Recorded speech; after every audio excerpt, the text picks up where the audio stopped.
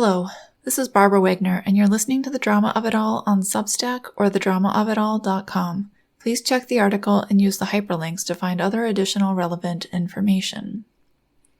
Wishing death on someone. The false belief that life would be better off with someone dead. In recent news, a Democrat donor was arrested for threatening to kill 6 Supreme Court justices, and a survey was taken asking if America would be better off if Donald Trump died. 28% of Democrats answered yes to the question that America would be better off, and 24% of Democrats said they were unsure, according to the Daily Signal. Many people think the country would be better off if certain individuals died, and I think that is lopsided on the side of the Democrats. If you asked Republicans if the country would be better off if Biden or Kamala were dead, I think you'd get far fewer affirmative responses. But Republicans know that they're up against a system of sorts. If Biden or Kamala died, God forbid, the problems the Republicans see in the political system would go on without any changes. 1 or 2 deaths wouldn't make a difference. I'm sure most of them know that. Why is it different for the Democrats? Why do they not see that the problem isn't a couple of Supreme Court judges or 1 former president? I'm thinking it's the media in this case. The mainstream media focuses intently on the dangers of Republicans packing the Supreme Court or the dangers of Trump.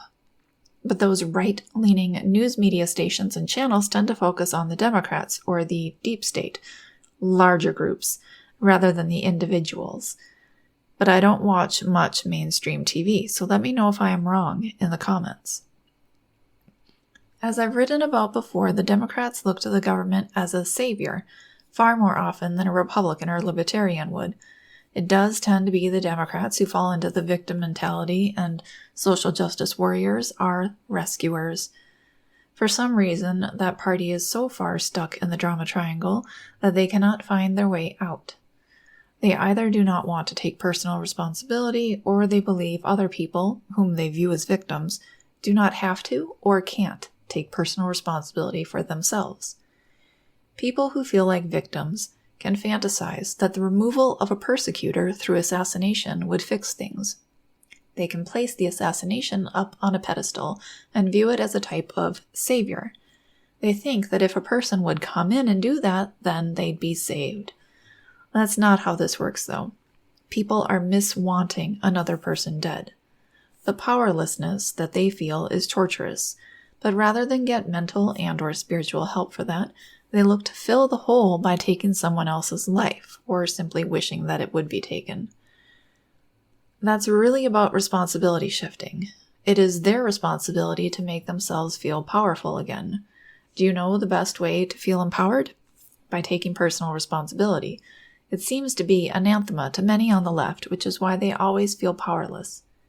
Everyone trying to put more laws in place and control what other people do, down to controlling whether or not a person breathes their last breath, is doing so because they feel powerless over their own life.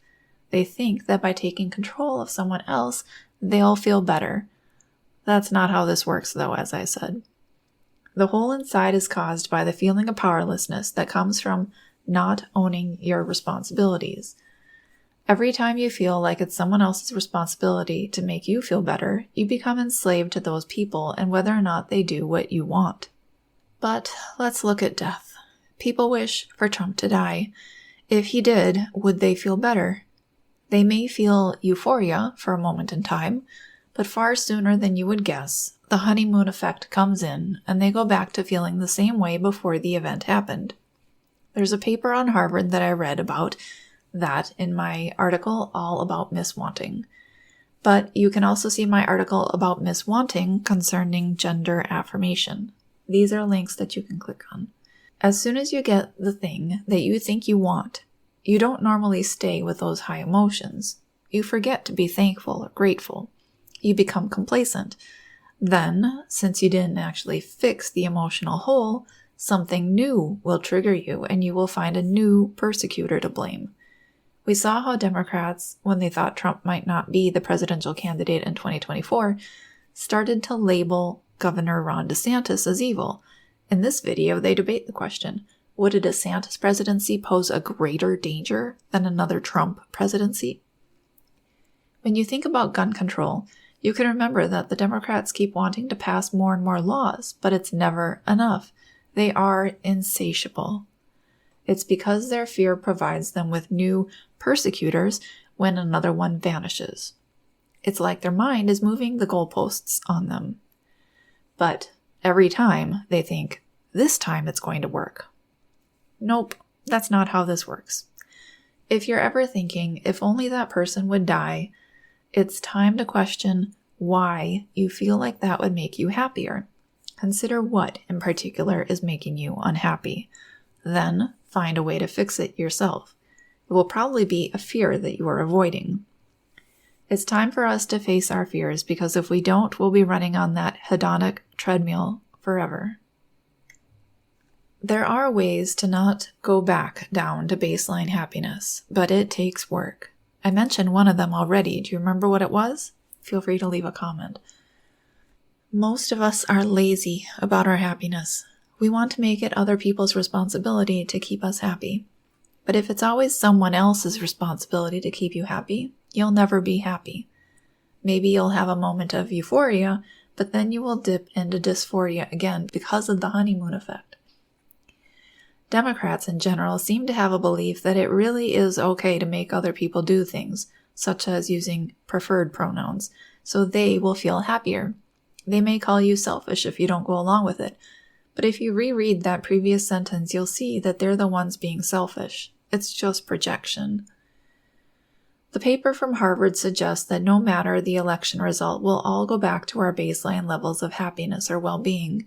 For most of us, that is probably the case. But I, personally, intend on taking responsibility for my happiness and increasing it regardless of the results. Your happiness depends upon you, not someone else, and you certainly don't need people whom you've never even met to die to make you or this country happy.